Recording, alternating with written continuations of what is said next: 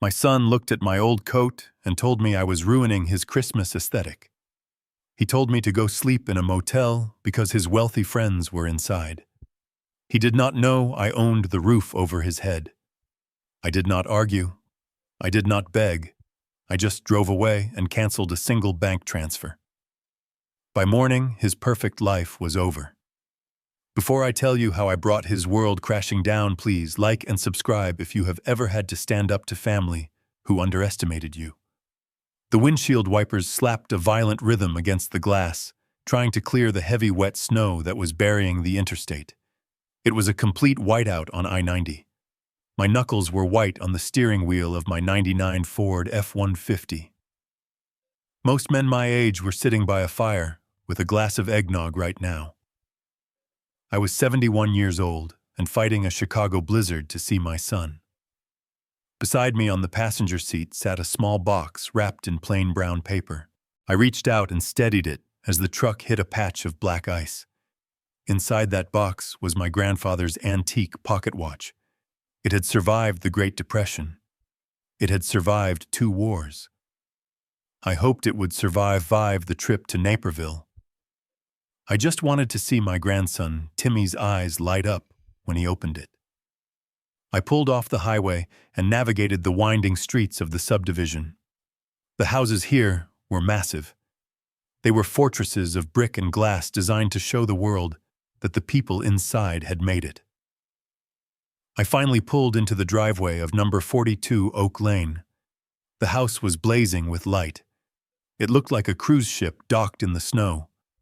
Expensive cars lined the heated paver driveway. There was a silver Mercedes, a brand new Porsche, a massive Range Rover. My rusted truck with its dented bumper looked like a stain on a silk sheet. I parked behind a black SUV and killed the engine. The silence was sudden and heavy. I took a deep breath. My bones ached from the cold. I grabbed the box and tucked it inside my heavy Carhartt coat to keep the cold metal from freezing. I opened the door and stepped out. The wind hit me like a physical blow. I did not care about the snow soaking my boots. I just wanted to see my family. I walked up the long path to the front door. I could hear the music from inside. It was smooth jazz mixed with the high-pitched laughter of people who have never had to worry about the heating bill. I rang the bell. I waited. I stomped the snow off my boots. The heavy oak door swung open. Brandon stood there. My son looked like he had stepped out of a fashion magazine. He was wearing a black tuxedo with a velvet collar. His hair was perfectly gelled. He held a crystal tumbler of scotch in one hand. He blinked at me as if he did not recognize the man who raised him. His smile vanished instantly. He did not step back to let me in. He stepped forward. He filled the doorframe with his body. "Dad, what are you doing here?" It was not a question. It was an accusation. I felt a cold knot tighten in my stomach. I forced a smile. "Merry Christmas, Brandon." I drove down to give Timmy his present. I thought I would surprise you all. Brandon looked over his shoulder nervously. He pushed the door until it was almost closed behind him, leaving only a sliver of warm light spilling onto the porch. He lowered his voice to a hiss. "We are hosting a party, Dad. Vanessa's boss is here. The investors for the new startup are here. Look at you." He gestured at me with his glass. He pointed at my coat, which was stained with grease from the truck door. He pointed at my flannel shirt. He looked at my wet boots. "You look like a mechanic. You look like a homeless person. You cannot come in looking like that. You are ruining the aesthetic. We are trying to close a deal tonight." My chest tightened. The cold wind bit at my face, but his words were colder. "I drove 4 hours in a blizzard, Brandon. I just want to see the boy. I want to give him his great-grandfather's watch." "No." Brandon cut me off. He took a sip of his scotch. "Not tonight. We are building an image here, Dad. We are high-net-worth individuals now. We cannot have you sitting on the white Italian sofas smelling like diesel and Old Spice. It is embarrassing. You need to leave. Leave. The word hung in the frozen air. Go to the Motel 6 off the highway. It is cheap. I will call you next week when things settle down. Maybe we can get lunch. But you have to go now. Then she appeared.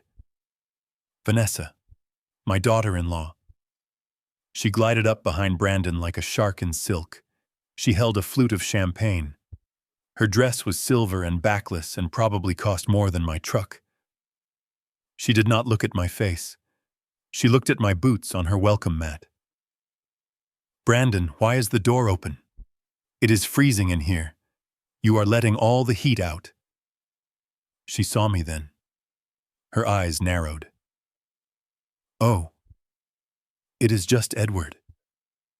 Her lip curled in genuine disgust. She turned to Brandon. Honey, tell him to move his truck immediately.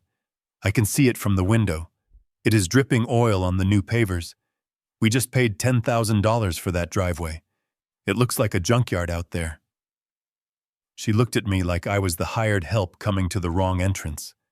Please, Edward, we have important people here. Just go. I looked at my son. I waited for him to defend me. I waited for him to say that I was his father. I waited for him to remember the nights I sat up with him when he was sick, or the double shifts I worked to buy him his first car. Brandon just looked at his wife and then back at me. He shrugged. You heard her, Dad. You are dripping oil. Go to the motel. I will text you the address. He started to close the door.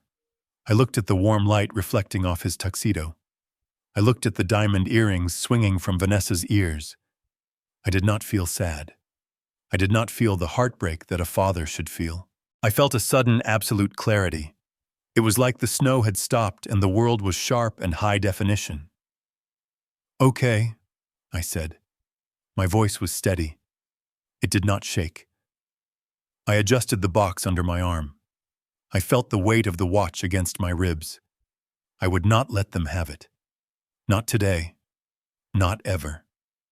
Merry Christmas, Brandon. I turned my back on the warmth. I walked back into the wind. The snow hit my face like needles, but I did not flinch. I walked steadily back to my truck. I climbed into the cab and slammed the door. The engine roared to life with a rough cough. I looked at the house one last time. It was a beautiful house. It was a magnificent house. It should be. I paid for it. The number $4,800 flashed in my mind. That was the monthly mortgage transfer set to leave my account on the first of the month. It was an automatic payment I had set up 5 years ago. I shifted the truck into reverse. I looked at the digital clock on the dashboard. It was just past midnight. Merry Christmas, indeed. A small, cold smile touched my lips. I did not put the truck in gear for the motel. I turned the wheel toward the city. I had a long drive ahead of me. I had work to do, and I had a bank website to visit. Brandon thought he was a high net worth individual. He was about to find out exactly who the high net worth individual in this family really was. The Motel 6 was 5 miles down the interstate. It sat next to a truck stop with flickering neon lights that buzzed like dying insects. Brandon expected me to sleep there. He expected me to lie on a lumpy mattress, smelling of stale smoke and regret, while he toasted to his success with champagne I paid for. I drove right past the exit ramp without tapping the brakes. The old Ford rattled as I pushed it to 70 miles per hour. The heater blasted hot dust into my face, but it could not thaw the ice in my chest. I was not going to a motel. I was going to my office. The Chicago skyline rose out of the storm like a fortress of steel and light. I navigated the empty streets of the financial district. My truck looked ridiculous here, among the sleeping giants of commerce. I pulled up to the rear entrance of the Millennium Tower. It was the tallest residential building in the city. A steel gate blocked the ramp to the private garage. I rolled down the window and pressed my thumb against the biometric scanner. The machine beeped once. The heavy steel gates slid open silently.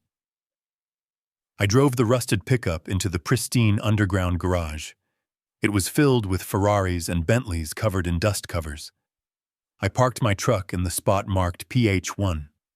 It stood there dripping melted snow and oil onto the polished epoxy floor, right next to my own dusty Rolls-Royce Phantom that I had not driven in 6 months. I took the service elevator. It required a key card and a retinal scan. The doors closed, and my ears popped as the car shot upward. I watched the floor numbers blur. 10, 20, 40.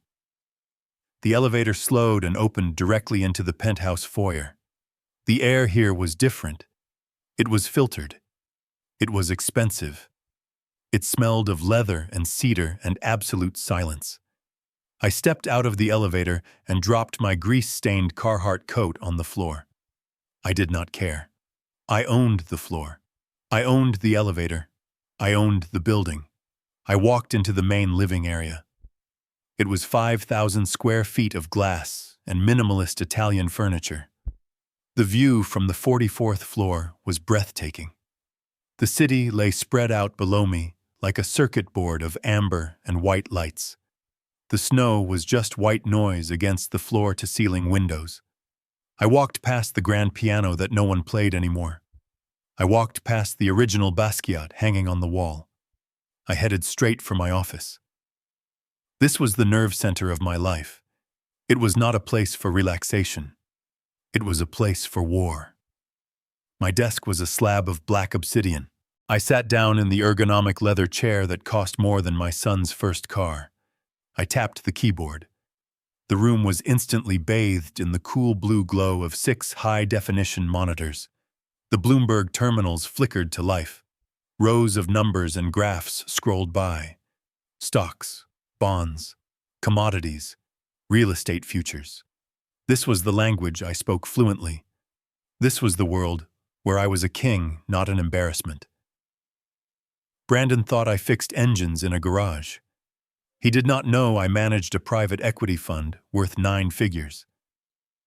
I opened the bottom drawer of my desk and pulled out a bottle of Macallan 50. I poured 2 fingers of the amber liquid into a heavy crystal glass. I held it up to the light. This single glass was worth more than the entire case of wine Brandon had been bragging about. I took a sip. The burn was smooth and ancient. I set the glass down on the obsidian desk. I looked at the reflection of my face in the dark monitors. I looked old. I looked tired. But my eyes were sharp. They were the eyes of a predator who had just been woken up. I placed my hands on the keyboard. It was time to cancel Christmas. I placed the heavy crystal glass on a coaster made of petrified wood. The amber liquid trembled slightly, catching the blue light from the monitors. I cracked my knuckles. The sound was loud in the silent penthouse. I logged into the Sovereign Private Client portal. The interface was black and gold, designed for people whose net worth required 2 commas. A biometric scanner on the keyboard read my fingerprint. A second prompt asked for a code from a secure token. I entered it. The screen refreshed, revealing the financial circulatory system of my family. It was a complex web of transfers, standing orders, and supplementary accounts. I had built it to be a safety net. I realized now it had become a hammock. I navigated to the Recurring Transfers tab. There it was at the top of the list. Brandon, mortgage assistance, $4,800, scheduled for the 1st of every month. I stared at the numbers. They looked innocent enough, just digits on a screen. But those digits represented my sweat. They represented the winters I spent freezing on construction sites. They represented the summers I spent breathing concrete dust while Brandon was at tennis camp. I remembered the day we signed the papers for that house. Brandon had looked so proud. He told me he finally had a place worthy of his potential. I had been proud too. I thought I was giving him a foundation. I did not realize I was digging him a grave of dependency. I moved the cursor. It hovered over the cancel button. A dialog box popped up. Are you sure you want to cancel this recurring payment? This action cannot be undone. I thought about the snow melting on my boots in his foyer.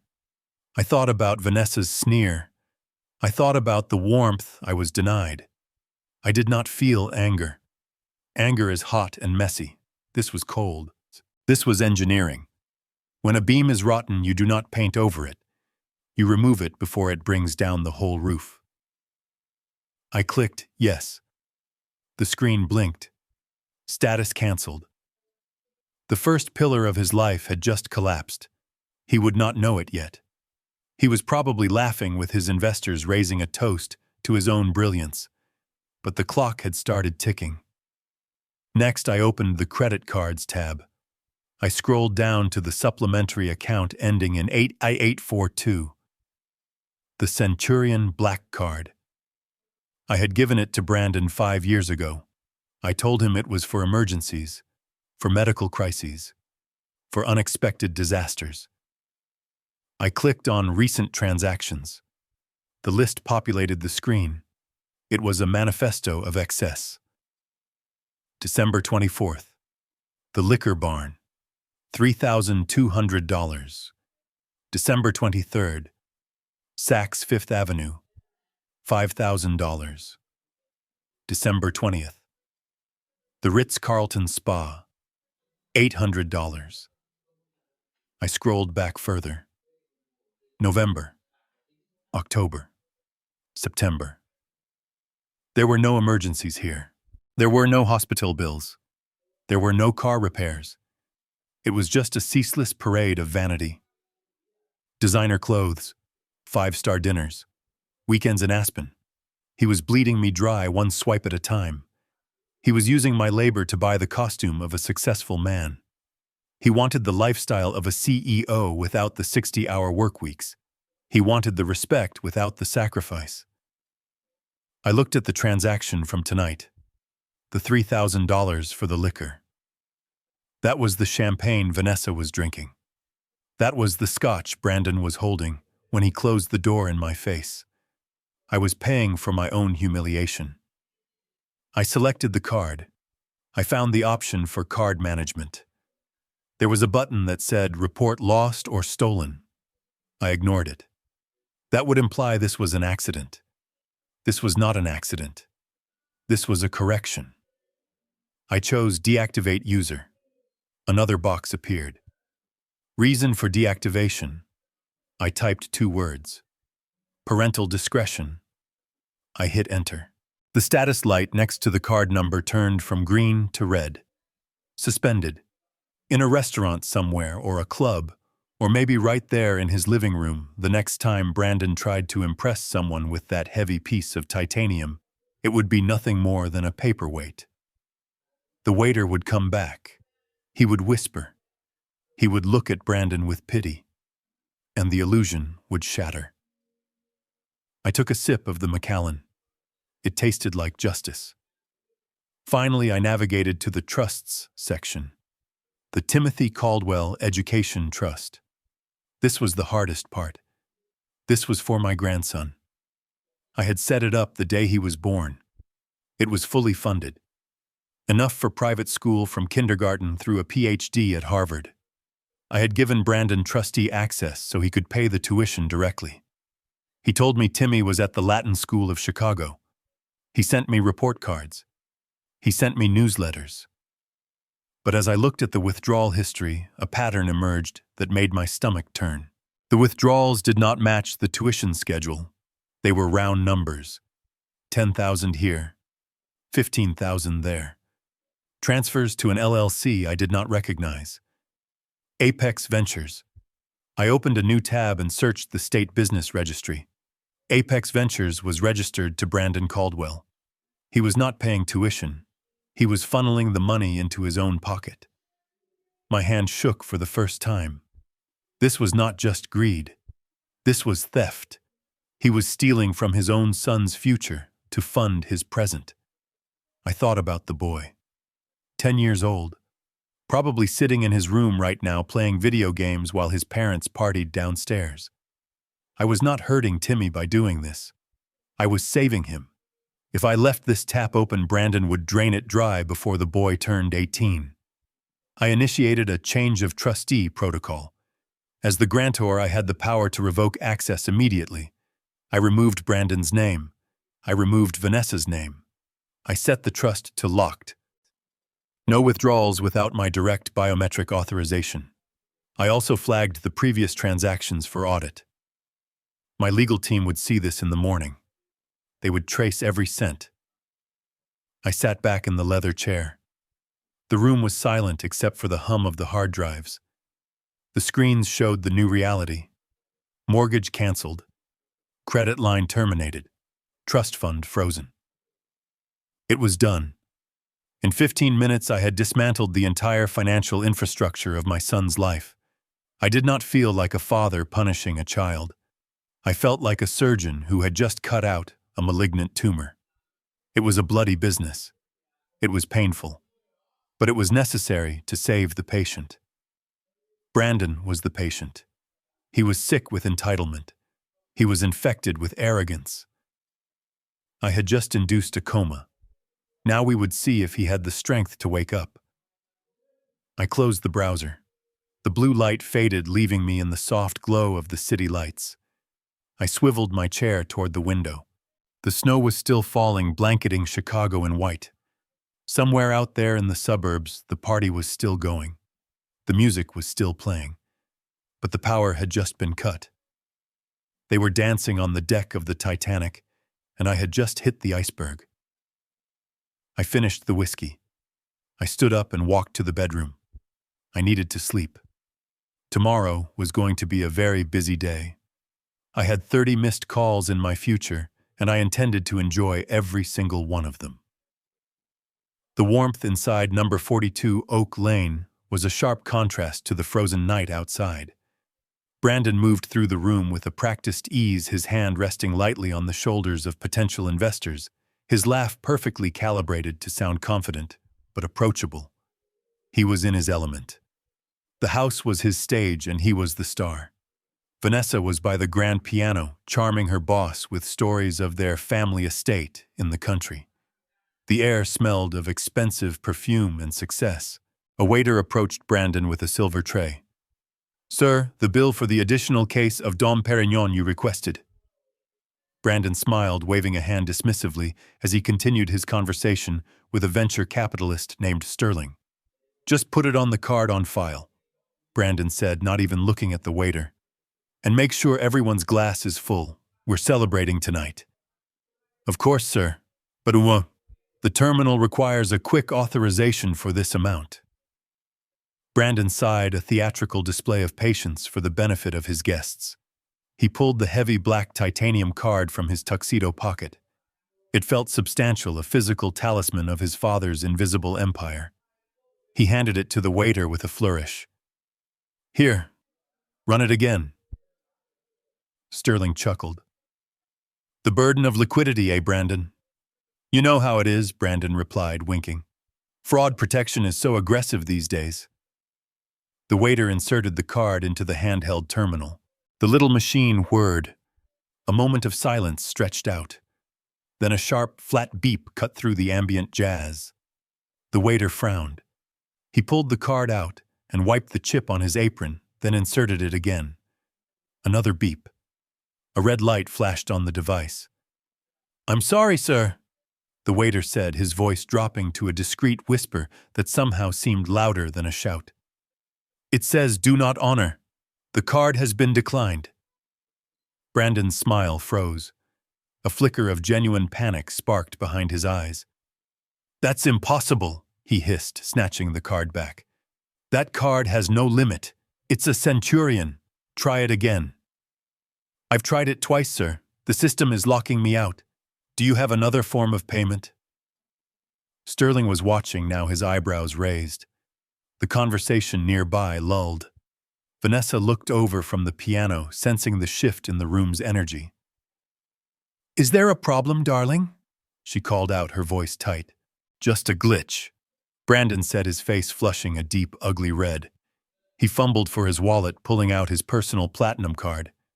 He handed it over with shaking fingers. The waiter ran it. Another beep. Another red light. "Insufficient funds, sir." The silence in the room was now absolute. The music seemed to mock them. Brandon stood there holding two useless pieces of plastic, while the eyes of the people he most wanted to impress bore into him. The facade of the wealthy entrepreneur cracked, revealing the desperate, dependent boy underneath. Miles away in the silent penthouse, my phone vibrated on the obsidian desk. The screen lit up with a notification from the bank app.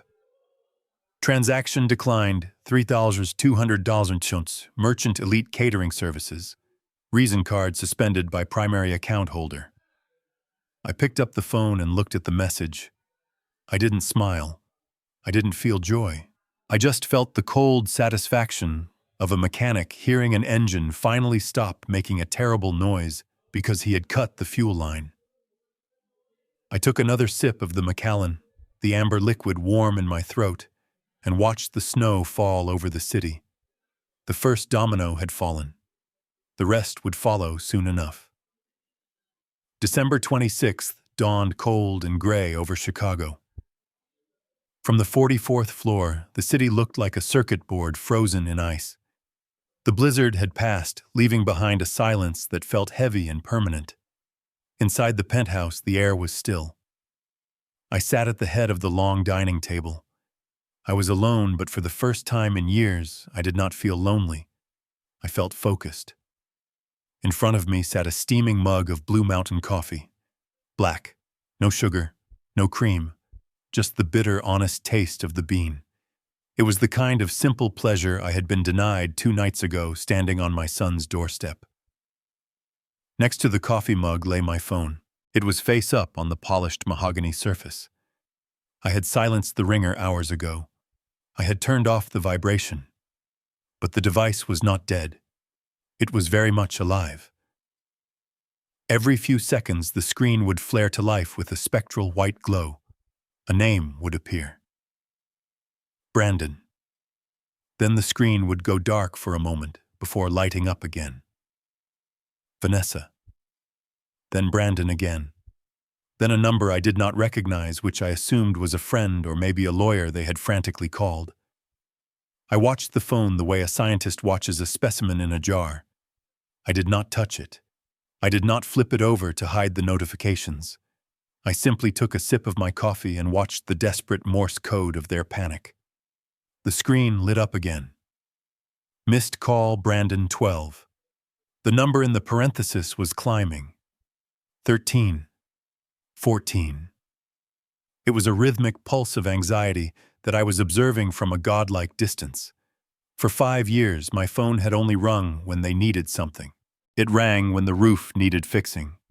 It rang when the tuition was due. It rang when Vanessa wanted a vacation. It never rang just to say hello. It never rang to ask how my arthritis was doing or if I wanted to go fishing. I had trained them to treat me like an ATM, and like any machine they were now banging on the buttons because the cash had stopped coming out. I took another slow sip of coffee. The heat spread through my chest. I imagined the scene playing out in the suburbs. I imagined the hangover they must be nursing. The headache from the cheap champagne they surely had to switch to after my card was declined. I imagined the hushed, frantic whispers in their kitchen. They would be surrounded by the debris of their party. Stale food, empty bottles, and the crushing realization that the safety net they had bounced on for a decade had vanished overnight. The phone lit up again, missed call Vanessa 8. I wondered what stage of grief they were in. Denial was likely over. They were probably deep in anger now. Bargaining would come later. Depression would follow when the bills actually arrived. Acceptance was a long way off. I was not doing this to be cruel. I told myself that as I watched the screen flash again. I was doing this because a man who cannot survive the winter on his own is not a man. I had sheltered Brandon from the cold for too long. I had kept the greenhouse so warm that he had never grown deep roots. Now I had shattered the glass. The cold wind was blowing in. If he survived, he would be stronger. If he did not, well, that was a tragedy I had to be prepared to accept. The screen flashed. Missed call, Brandon, 25. The sheer volume of their desperation was validating. If they had called once or twice and then stopped, I might have worried. I might have thought there was a genuine emergency. But 30 calls in 48 hours was not an emergency. It was entitlement screaming in the face of reality. It was the tantrum of a child who has been told no for the first time in his life. I finished my coffee. I set the mug down with a soft click on the table. The sound seemed incredibly loud in the quiet apartment. I looked at the phone one last time. 30 missed calls, 30 opportunities to apologize that they had wasted, 30 demands for me to fix what they had broken. I reached out and picked up the device. It felt heavy in my hand. It was time to hear what they had to say. I was not going to call them back. Not yet. But I would listen. I would listen to every single word they had left in my voicemail. I wanted to hear the exact frequency of their fear. I swiped the screen and pressed play on the first message. The silence of the penthouse was broken by the sound of my son's voice, and it sounded exactly as pathetic as I expected. I pressed the speakerphone icon. The first message began to play. It was time-stamped at 12:30 in the morning, just 30 minutes after I had left their driveway. Brandon's voice filled the room. It was smooth and coated in that fake concern he used whenever he wanted a favor. Dad. Hey, it is Brandon. Listen. There was a weird hiccup with the card tonight. The waiter said it was declined. I am sure it is just a fraud alert because of the holiday spending. I know you probably went to bed, but give me a call as soon as you get this. We can call the bank together in the morning. Love you. I took a sip of my coffee. The lie was so casual. He did not believe it was a fraud alert. He knew exactly who controlled that account. But he was giving me an out. He was offering me a chance to pretend it was a mistake so we could both save face. He wanted me to apologize for the inconvenience and turn the tap back on. It was a test of my compliance. I skipped forward. Message 5. 2 in the morning. The smooth veneer was cracking. Dad, pick up the phone. This is not funny. Vanessa is freaking out. We had to put the rest of the bill on her personal card, and she is furious. Just call me back. I need you to authorize the transfer for the mortgage. It is due on the 1st. Do not make this difficult. I felt a cold amusement. Difficult. He thought this was difficult. He had no idea what difficult was. Difficult was digging a foundation in frozen ground because you needed to buy formula for your baby. Difficult was burying your wife and raising 2 sons alone while running a company. A declined credit card was not difficult. It was an inconvenience. I skipped to message 12, 7 in the morning. The tone had shifted from annoyance to genuine anger. Are you ignoring me? I drove by the Motel 6. Your truck is not there. Where the hell are you? You cannot just disappear. We have responsibilities, Dad. We have bills. You promised to help us. You gave me your word. I paused the playback. I promised to help him. That was true. But help is not a lifetime sentence of servitude. Help is a hand up, not a handout. He had twisted my promise into a contract of slavery. He believed he was entitled to my labor simply because he shared my DNA. I pressed play on message 20. This one was different. It was not directed at me. It was a pocket dial. Brandon must have called and forgotten to hang up, or maybe the phone was lying on a table while they argued. The audio was muffled, but the voices were distinct. I leaned in. This was the raw, unvarnished truth. You said he was handled, Brandon. That was Vanessa. Her voice was a shriek. It lacked the sultry sophistication she displayed at parties. It was the voice of a spoiled child who had been denied a toy. You said the old man was a golden goose. You said he would never cut us off because he wants to see Timmy. Well, guess what? The card is dead. The transfer is canceled.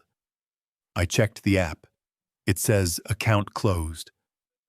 I heard the sound of glass shattering. Something had been thrown. I have a stylist coming at noon, Brandon. I have a deposit due for the Aspen trip. How am I supposed to pay for that? Do you expect me to cancel? Do you expect me to tell my friends we are broke because your father is having a tantrum? Fix this. Fix it now, or I swear I am taking Timmy and going to my mother's. I closed my eyes. There it was. The truth I had suspected, but never wanted to confirm. They were not worried about the mortgage. They were not worried about putting food on the table. They were worried about stylists and ski trips. They were fighting over luxuries, while I sat alone in a penthouse they did not know existed. Vanessa did not love my son. She loved the lifestyle I provided for him. And Brandon did not love me. He viewed me as a utility. I was no different to them than the electricity or the internet. I was just a service they expected to work without interruption. I skipped to the final message. Message 30. It had arrived 10 minutes ago. The voice was cold. It was precise. It was the voice of a man who had decided to go to war. Okay, Dad. You want to play games? We can play games. I called the police. I told them you are missing. I told them you have been acting erratic lately. Confused. Aggressive. I told them I am worried you might be a danger to yourself. When they find you, I am going to petition for emergency guardianship. We are going to get power of attorney, Dad. We are going to take control of the accounts for your own good. You are obviously not well. Just wait. The cops are looking for your truck right now. The message ended with a sharp click. I stared at the phone. My heart beat a slow, steady rhythm against my ribs. He had done it. He had crossed the line from ungrateful son to enemy combatant. He was threatening to take away my freedom. He was threatening to lock me away and strip me of my dignity so he could keep buying champagne and designer suits. He was using the very laws meant to protect the vulnerable as a weapon to exploit me. I felt a strange sense of calm settle over me. It was the calm of a soldier who finally sees the enemy clearly. There was no more ambiguity.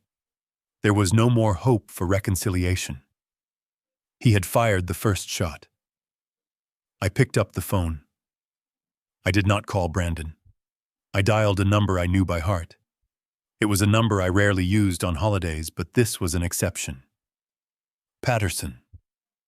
The voice on the other end was gruff and alert. My lawyer did not sleep. Edward.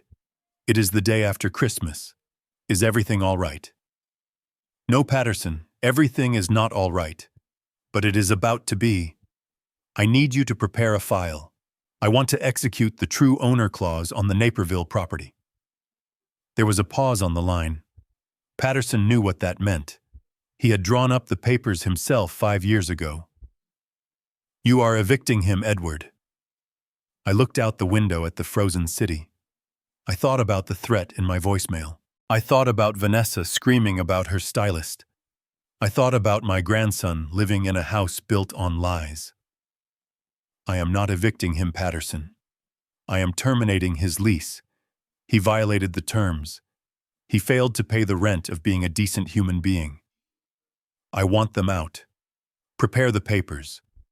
And call the sheriff. I want a civil standby when we serve them. You want the sheriff involved. That is heavy-handed, Edward. They threaten to have me committed, Patterson. They threaten to take my autonomy. I am done being gentle. I want them on the street. I want the locks changed. I want the illusion destroyed. Understood.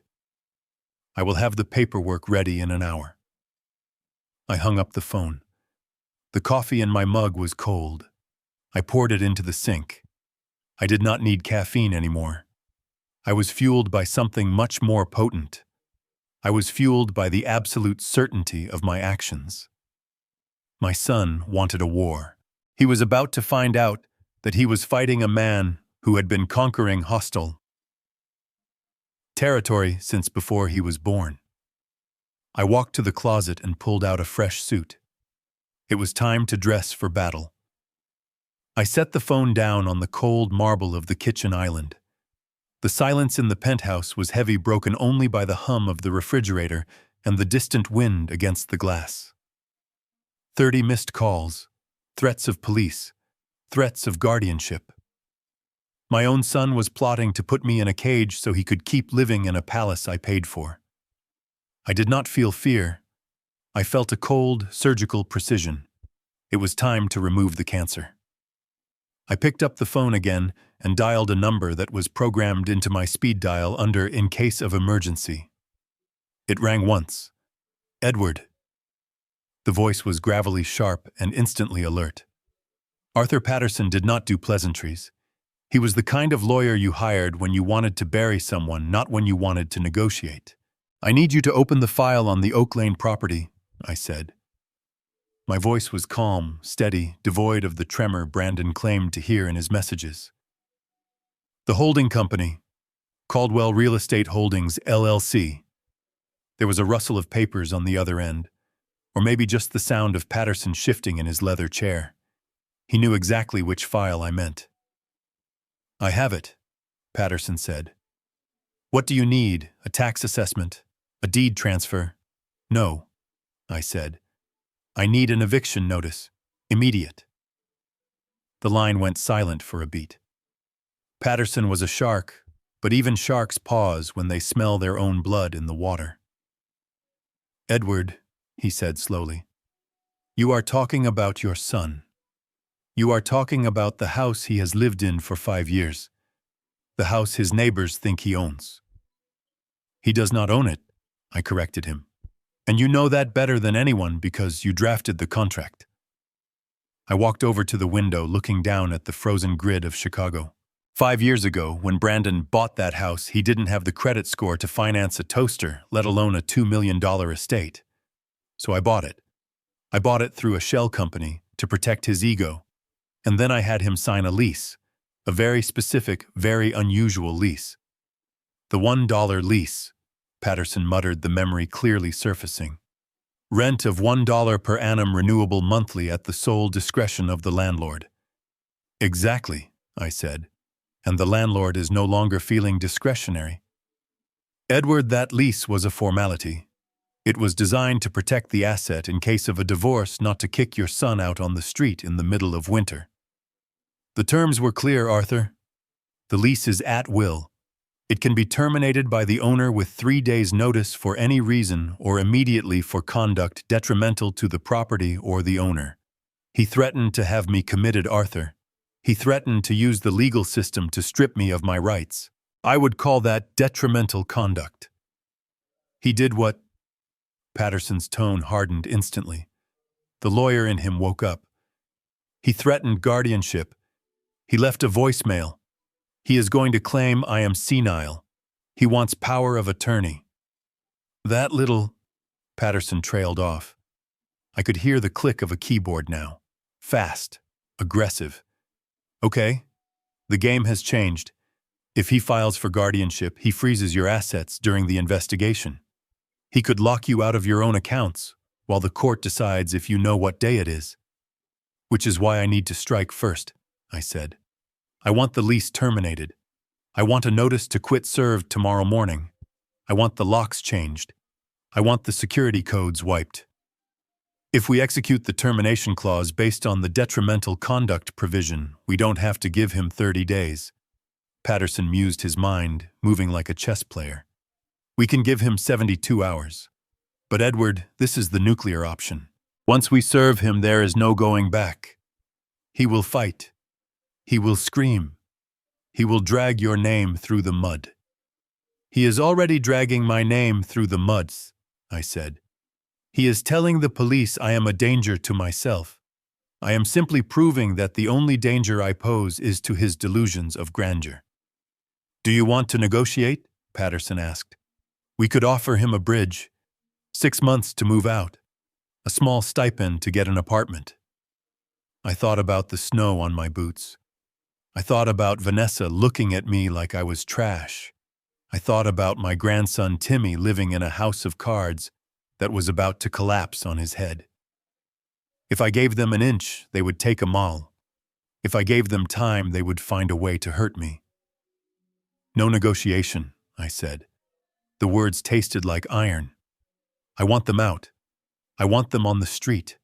I want them to understand that the roof over their heads was a privilege, not a right, and that privilege has been revoked. Understood, Patterson said. I will draft the papers. I will have a process server ready at dawn. And Edward, yes, if he really files for guardianship, we will need to be ready. I'm going to prepare a competency affidavit. You might need to see a doctor of our choosing just to have it on record. Way ahead of you, I said. Just get the house back, Arthur. It's time to clean house. I hung up the phone. The sun was fully up now, reflecting off the glass towers of the city. The light was harsh and unforgiving. It revealed every crack in the pavement, every flaw in the concrete. That was good. I was done with shadows. I was done with hiding the truth to protect a lie. I was going to shine a light on my son's life, and whatever burned away in the glare was never real to begin with. The intercom on my desk buzzed at exactly 9 o'clock. The concierge downstairs announced a guest. Mr. Griffin. I pressed the button to unlock the elevator. I did not stand up. I did not pace. I sat behind my obsidian desk and watched the steel doors slide open. Detective Griffin stepped into the penthouse. He did not look like a private eye from a cheap novel. He looked like an investment banker who had seen too many crime scenes. He wore a charcoal suit that fit perfectly and carried a leather briefcase that looked heavy. He walked across the room with the silent efficiency of a man who charges $500 an hour to find the skeletons in people's closets. He did not look at the view. He did not look at the art. He looked at me. Good morning, Mr. Caldwell. He said it without smiling. He sat in the chair opposite me and placed the briefcase on his lap. The click of the latches sounded like gunshots in the quiet room. I trust you found what I was looking for, I said. My voice was flat. I wanted this to be a business transaction. I wanted to pretend I was auditing a failing subsidiary, not dissecting my own family. Griffin pulled out a folder. It was thick, manila, at least 2 inches of paper. He placed it on the desk and slid it toward me. The sound of the paper sliding across the stone was a dry whisper. I found everything, Edward, and then I found more. You asked me to follow the money. I did. But money leaves a trail of slime if you know where to look. I looked at the folder. It sat there between us like a physical object of mass. It contained 5 years of my son's life. It contained the answers to every question I had been too afraid to ask. Why did they always need more cash? Why did my grandson never talk about school? Why did Vanessa always look at me with that mixture of boredom and contempt? It is bad, isn't it? I asked. Griffin nodded once. It is worse than bad. It is criminal. If you take this to the police, you will not just be evicting them. You will be sending them away for a long time. I felt a coldness spread through my chest. Prison. My son in prison. The thought should have terrified me. Instead, I felt a strange detachment. A builder knows that if the foundation is rotten, the house will fall. It does not matter how much you love the house. Gravity does not care about sentiment. I reached out and placed my hand on the file. The paper felt cool. I paid for their life, Griffin. I paid for the cars, the clothes, the food. I paid for the air they breathed. I have a right to know what I bought. You bought lies, Edward. Expensive lies. Griffin leaned back. Take a look. But I warn you, once you open that, you cannot unsee it. You cannot go back to being the grandfather who just signs checks. You become the witness. I did not hesitate. I had spent 48 hours being threatened and insulted by the people I protected. I was done with blindfolds. I flipped the cover open. The first page was a summary, a flowchart of funds. My eyes scanned the numbers, the dates, the recipients. My breath hitched. It was not just waste. It was not just mismanagement. It was a systematic looting of my goodwill. I turned the page to the first set of photographs, and then my heart stopped beating and turned into a stone. The first photograph was not grainy or blurred like something from a cheap detective movie. It was crystal clear.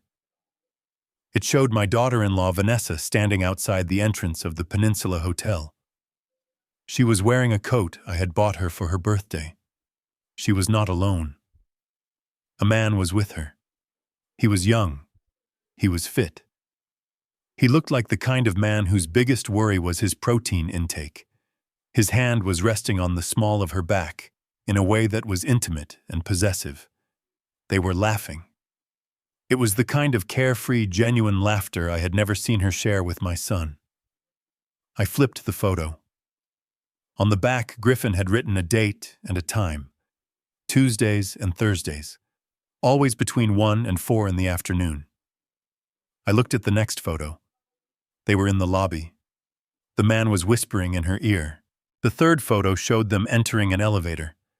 Griffin pointed a pen at a spreadsheet next to the photos. Look at the cross-reference, Edward. Look at the expenses on the supplementary card ending in 8842. I looked. I saw the charges I had glossed over for months, assuming they were just the cost of maintaining a high-maintenance woman. Elite Fitness Consulting, $2,000 a month. Wellness retreats, $500 a session. I had assumed she was getting in shape. I had assumed she was taking tennis lessons. I was wrong. I was paying a salary. I traced the line item with my finger. The date matched the photo. The time matched the charge. I looked at the merchant code for wellness retreats. It was not a spa. It was the hotel bar and room service. I felt a wave of nausea that had nothing to do with the whiskey. I had not just supported my son's family.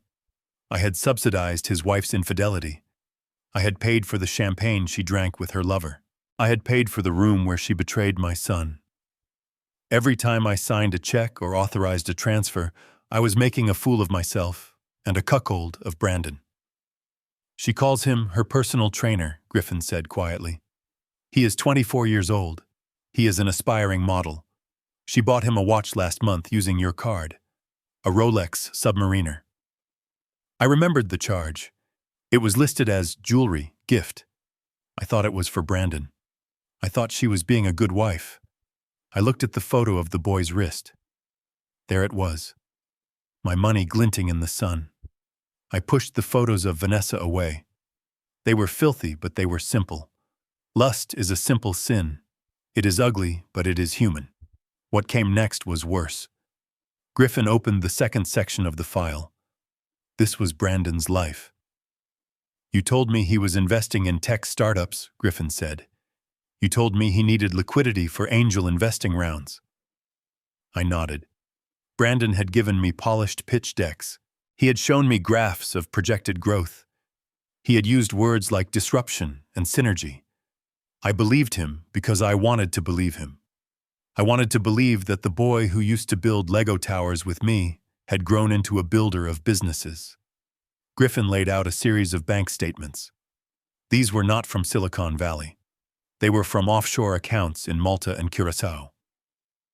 Apex Ventures is not a venture capital firm, Edward.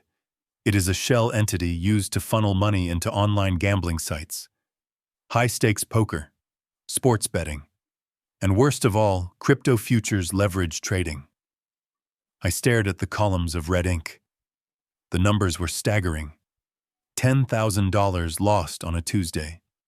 $50,000 evaporated on a Sunday night. He is an addict, Griffin said. He chases the loss. He loses 10, so he bets 20 to make it back. He loses 20, so he bets 40. I saw a transfer for $200,000 dated 6 months ago. That was the money I gave him for the seed round of a logistics company. He had stood in my office and looked me in the eye and shook my hand. He had sold me a dream. And then he had gone home, sat in front of a computer, and clicked a mouse until the money was gone. I looked at the dates. The losses accelerated in December. That explained the party. That explained the desperation. He was not celebrating success. He was trying to project an image of wealth to attract new investors he could defraud. He was running a Ponzi scheme, and I was the primary investor. I looked at the mortgage payments I had been making. $4,800 a month. If I hadn't paid that, the house would have been foreclosed on years ago. He wasn't spending his own money on the house because he didn't have any money. He had gambled it all away. The debt collectors are calling him, Griffin said. I found emails, threats. He owes a bookie in Cicero $50,000. He owes the banks another 100. He is drowning Edward. And he was using you as his life raft. I closed the file. I did not want to see anymore. I felt dirty. I felt complicit. I had created this monster. I had fed it with cash and sheltered it from consequences. I thought I was being a good father. I thought I was helping him build a life. Instead, I had financed a casino and a brothel. My son was a liar and a thief. His wife was an adulterer who used my money to keep a boy toy. And they had the audacity to tell me I wasn't good enough to walk through their front door. They had judged my boots while they stood in a house built on fraud. I looked up at Griffin. My face felt like it was carved from stone. Is that all? Griffin hesitated. He looked down at the file. He had not closed it yet. His hand rested on the final tab. The tab was labeled Timothy. No, Edward. That is not all. The worst part is what they did to the boy. I felt a sudden sharp pain in my chest. Not Timmy. Anyone but Timmy. Show me, I commanded. And Griffin turned the page. Griffin flipped the tab marked Timothy. The paper made a dry, rasping sound that seemed to echo in the silent penthouse. I expected to see trust fund statements. I expected to see more financial bleeding. I was prepared to see that Brandon had raided his son's future to pay for his own present. I was not prepared for what I saw. The first document was not a bank statement. It was a report card. I stared at the header. It did not say the Latin School of Chicago. It did not have the crest of the prestigious private institution I had been writing checks to for 5 years. It said Lincoln Elementary, District Public School. I felt the room tilt slightly. I reached out and gripped the edge of the obsidian desk. The Latin school cost $35,000 a year. I sent the check directly to Brandon every August. I sent additional checks for uniforms, for books, for the rowing club, for the debate team. Brandon had sent me newsletters. He had told me stories about Timmy's Latin teacher. He had told me about the field trip to the Art Institute. It was all a lie. A fabrication so complete and so cruel that it took my breath away. Griffin spoke. His voice was lower now. He sounded like a man apologizing for a death. He never enrolled him, Edward. He took the tuition checks and deposited them into the Apex Ventures account. Then he wired the money to a casino in Antigua. Timmy goes to the local public school. It is underfunded. It is overcrowded. And according to these attendance records, he misses about 2 days a week because no one wakes up to take him. I looked at the grades. D in math, D in English, incomplete in science. My grandson was a brilliant boy. I knew this. I had seen him take apart a watch when he was 6. I had seen the curiosity in his eyes. And they had thrown him into a warehouse for children and let him rot while they drank champagne on my dime. They had stolen his education. They had stolen his potential. They had looked at his future and decided it was worth less than a few hands of blackjack. I felt a heat rising in my neck. It was not the cold anger I had felt toward Brandon's spending. This was different. This was primal. This was the fury of a patriarch who realizes the wolf is not at the door, but sleeping in the master bedroom. Griffin slid a second stack of papers across the desk. It gets worse, Edward. I did not think it could get worse. I was wrong. These are background checks, Griffin said. These are the women Vanessa hired to watch the boy while she was at her wellness retreats, and Brandon was playing businessman. I looked at the photos. Mugshots. 3 of them. They found them on message boards, Griffin explained. Unlicensed, unvetted, the cheapest labor they could find. This one here. She has a DUI and a charge for child endangerment. She was watching Timmy for 3 months last year. This one was fired from a daycare for hitting a child. She was with him all summer. I looked at the faces of these strangers, these people who had been given access to my blood. Vanessa spent $2,000 a month on a personal trainer to stroke her ego, but she would not spend $20 an hour to ensure her son was safe.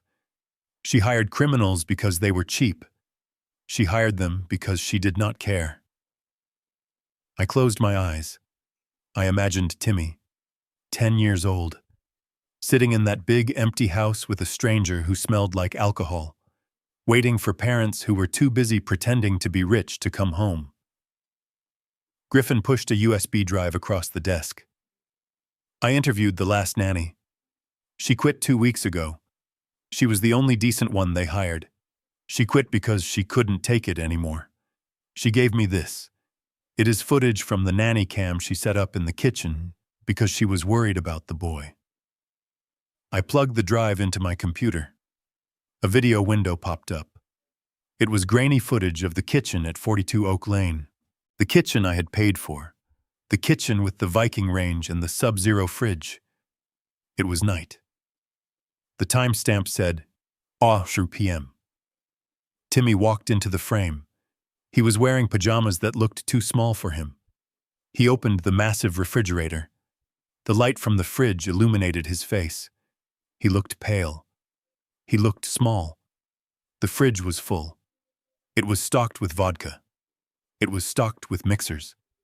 There were bottles of expensive water. There were trays of catering leftovers from some party. But there was no real food. There was no milk. There was no fruit. Timmy moved a bottle of Grey Goose aside. He reached for a container of yogurt. He opened it, smelled it, and put it back. He closed the fridge. He went to the pantry. He came out with a box of dry cereal. He sat at the island, alone, in the dark, and he ate the cereal dry from the box with his hands. I watched my grandson eat dinner like a scavenging animal in a house worth $2 million. Then the audio kicked in. The front door opened. Laughter.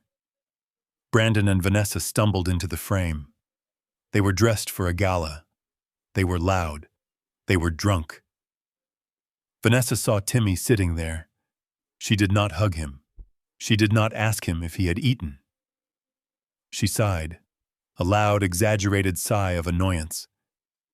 Timmy. Go to bed, she slurred. You are messing up the kitchen. We have people coming over for drinks. Timmy didn't say a word. He just closed the cereal box. He slid off the stool. He walked past his mother. She didn't look at him. She was looking at her reflection in the oven door, checking her makeup. Brandon was already pouring drinks. He didn't even acknowledge the boy's existence. I watched Timmy walk up the stairs. His shoulders were slumped. He looked like an old man carrying the weight of the world. I paused the video. I could not watch anymore. The glass of Macallan sat on my desk. I picked it up. My hand was shaking. Not from fear, from rage. a pure white-hot rage that burned away every other emotion I had ever felt. I squeezed the glass. I squeezed it until I felt the crystal groan. And then I threw it. I threw it at the wall. It shattered with a violence that felt necessary. The whiskey stained the expensive silk wallpaper. I did not care. I stood up. I walked to the window. I looked out at the city, but I did not see the lights. I saw Timmy eating dry cereal in the dark. For 48 hours, I had been operating like a businessman. I had been cutting costs. I had been terminating contracts. I had been teaching a lesson about financial responsibility. I thought I was dealing with a spoiled brat. I thought I was dealing with entitlement. I was wrong. I was dealing with monsters. Brandon was not just a bad son. He was a bad father. He was a predator who preyed on his own child. He had sacrificed Timmy's education, Timmy's safety, and Timmy's happiness on the altar of his own vanity. The money did not matter anymore. The house did not matter. The disrespect at the Christmas party did not matter. Those were insults. This was war. I turned back to Griffin. He was watching me. He did not look surprised by my outburst. He looked like a man who had been waiting for me to catch up. "You have enough for custody," Griffin said quietly. "The neglect, the fraud, the unsafe environment. If you file for emergency custody, you will win." "Custody is not enough," I said. My voice sounded strange to my own ears. It was low. It was guttural. It sounded like a growl. "I do not just want the boy Griffin. I want to destroy them." I walked back to the desk. I looked at the file. I looked at the lies. I want Brandon to feel what Timmy felt. I want him to be cold. I want him to be hungry. I want him to sit in the dark and wonder if anyone is coming to save him. I looked at Griffin. "I want you to call the district attorney." Griffin raised an eyebrow. "For the fraud, Edward. For the gambling." "No," I said. "For the child endangerment. For the misappropriation of a trust fund. For the theft. I want charges pressed. I want him in handcuffs. I want him to rot in a cell where the only thing he has to wear is a jumpsuit that doesn't fit, and the only thing he has to eat is what they slide under the door." But before that, I continued my mind racing, calculating, plotting. Before the police take him, I want him to lose everything. I want him to stand in the rubble of his life and know that I was the one who lit the fuse. I picked up the phone. I dialed Patterson again. Edward Patterson answered immediately. "Change of plans, Arthur. The eviction notice. Is it ready? It is on my desk." "Good. But I need you to add something. I need you to prepare a petition for emergency custody of Timothy Caldwell." There was a silence on the line. Then Patterson spoke, his voice serious. "Custody, Edward. That is a different beast. You need grounds. You need proof of immediate harm." I looked at the photo of the mugshot nanny. I looked at the report card. I looked at the frozen image of my grandson eating dry cereal. "I have proof, Arthur. I have proof that will make a judge vomit. Just draft the papers." "And Patterson?" "Yes. I want you to be at the house on New Year's Eve. I want the sheriff there. I want Griffin there. I am coming to the party. You are going to serve them at the party." "Yes. Edward, that will be a scene. It will be a massacre." "I know," I said. I looked at the stain on the wall where the whiskey had hit. "Brandon likes parties, Arthur. He likes an audience. He likes to show off. So I am going to give him the show of a lifetime. I am going to show everyone exactly who he is. And then I am going to take my grandson and I am going to burn that house to the ground." I hung up the phone.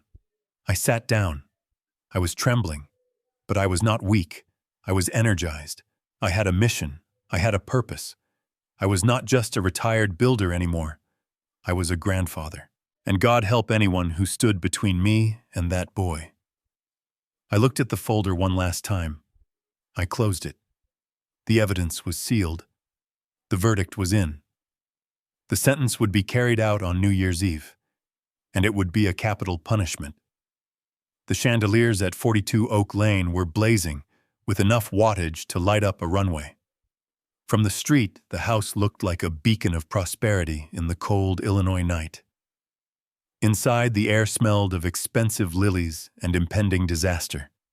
It was New Year's Eve, the biggest night of the year, and Brandon Caldwell was sweating through his second silk shirt of the evening. He stood near the ice sculpture, which was slowly dripping onto the tablecloth. He held a glass of champagne that he had paid for by pawning his Rolexes an hour before the guests arrived. He swirled the liquid and forced a smile that felt like it was stapled to his face. He was cornering a man named Mr. Henderson, a retired orthodontist with too much money and not enough sense. "You have to understand, Gary," Brandon said, leaning in close. "The returns on the first round were astronomical. We are opening the Series B round tonight exclusively for friends and family. My father, Edward Caldwell, you know the name, right? The construction magnate, he is acting as the primary guarantor. He just prefers to stay in the background these days. Silent partner, you know how the old school guys are." Brandon took a sip of the wine. His hand trembled slightly. He hid it by adjusting his cufflinks. He was lying. He was lying with every breath. There was no Series B. There was no guarantor. There was only a $50,000 debt to a bookie in Cicero who had promised to break his legs if he did not pay by January 2nd. Henderson nodded, looking impressed. "Your father built half the skyline, Brandon. If he is backing this, it must be solid." "What is the buy-in?" "50,000, Brandon said quickly. Too quickly. He cleared his throat. "Minimum unit is 50. But for tonight only, I can get you in for 40 if you can wire the funds before the ball drops. We need to close the books for the tax year." Across the room, Vanessa was performing her own high-wire act. She was wearing a red dress that she had bought worn and planned to return the next morning, with the tags still tucked inside. She was laughing at a joke made by a woman whose husband owned a chain of car dealerships. The laugh was shrill. It was brittle. It sounded like glass breaking. Vanessa's eyes darted around the room constantly. She wasn't looking at the guests. She was looking at the staff. She was terrified that the catering manager would walk up and demand the final payment she didn't have. She was terrified the power company would cut the lights. Every time a phone rang, she flinched. She caught Brandon's eye across the crowded room. She raised her eyebrows in a silent, desperate question. "Did you get the money?" Brandon gave a microscopic nod. He was close. Henderson was reaching for his checkbook. This was their life now. A frantic hustle to cover yesterday's lies with today's fraud. They were building a castle on quicksand, and the tide was coming in fast. They thought they could fix it. They thought if they just got one more check, one more investor, one more lifeline, they could pay off the debts and restart the cycle. They were addicts, addicted to an image they could no longer afford. "I will write it now," Henderson said, pulling a gold pen from his pocket. "Who do I make it out to?" "Apex Ventures," Brandon said, his heart hammering against his ribs. "Just make it out to Apex." He watched the pen touch the paper. He felt a rush of adrenaline. He was going to make it. He was going to survive another month. He would pay the bookie. He would pay the mortgage arrears. He would figure out the rest later. He just needed to survive tonight. The room was loud. The jazz band was playing a frenetic version of Auld Lang Syne. People were laughing, drinking, eating canapés that cost $3 a bite. They had no idea they were standing in a crime scene. They had no idea their host was a criminal. They saw the suit. They saw the house. They saw the smile. They did not see the rot underneath. Brandon took the check. His fingers brushed against the paper. It felt like salvation. Thank you, Gary, he said, his voice thick with relief. You won't regret this. He folded the check and slid it into his breast pocket right next to his heart. He took a deep breath. He had done it. He had pulled another rabbit out of the hat. Then the music stopped. It didn't fade out. It stopped dead. The drummer caught his stick mid-air. The saxophone player lowered his instrument. A hush rippled through the room, starting at the foyer and spreading outward like a shockwave. The laughter died. The clinking of glasses ceased. Brandon frowned. He turned toward the entrance, annoyed. "What is going on?" he muttered. "Who stopped the band?" He pushed through the crowd. Vanessa was already moving toward the door, her face pale. Brandon stopped. The crowd parted. Standing in the archway of the grand ballroom was not a guest. It was not a caterer. It was me. I stood there in a bespoke charcoal suit that cost more than Brandon's entire wardrobe. I was not alone. On my right stood Arthur Patterson holding a thick leather binder. On my left stood the county sheriff, his badge gleaming under the chandelier. And behind me stood 2 uniformed officers and Detective Griffin. I did not look like a mechanic tonight. I did not look like a confused old man. I looked like the person who owned the building. Brandon's mouth opened. He touched the check in his pocket as if to reassure himself it was real. "Dad," he squeaked. I stepped into the room. The sound of my shoes on the marble floor was the only sound in the house. "Happy New Year, Brandon," I said, my voice carried to the back of the room without shouting. "I hope you enjoyed the party, because it is over." I walked into the light of the ballroom. My Italian leather shoes clicked against the marble floor with a sound that was sharp and authoritative. It was the only sound in the room. The crowd parted for me. They did not move aside out of politeness. They moved because of an instinctual recognition of power. I did not look like the old man who had been turned away from the doorstep in a blizzard. I stood tall. My spine was straight. The charcoal suit fit me like armor. Sheriff Miller stepped up beside me. He was a large man. He filled the space with the heavy presence of the law. He did not smile. He did not wave. He stood with his hands resting on his belt near his badge. His presence turned the party into a crime scene instantly. On my other side, Arthur Patterson opened his thick leather binder. The snap of the metal rings echoed like a gunshot. He pulled out a stack of documents stamped with the seal of the court. I saw the confusion ripple through the guests. These were people who judged value by appearance. They looked at my watch. It was a Patek Philippe. They looked at my shoes. They looked at the way I held myself. They realized with a sudden jolt that they had misjudged the hierarchy of this house. They looked from me to Brandon, and they saw the difference between a lion and a house cat. Brandon was frozen. The glass of champagne in his hand was tilting dangerously. He looked at the sheriff. He looked at the lawyer. He looked at me. His brain was trying to process the impossible. He was trying to understand how his father, the mechanic, had just walked in with the county authorities and a suit worth more than his car. Dad Brandon stammered, his voice cracking like a teenager. "What is this? Why is the sheriff here? You cannot just barge in here. We are entertaining." I did not answer him immediately.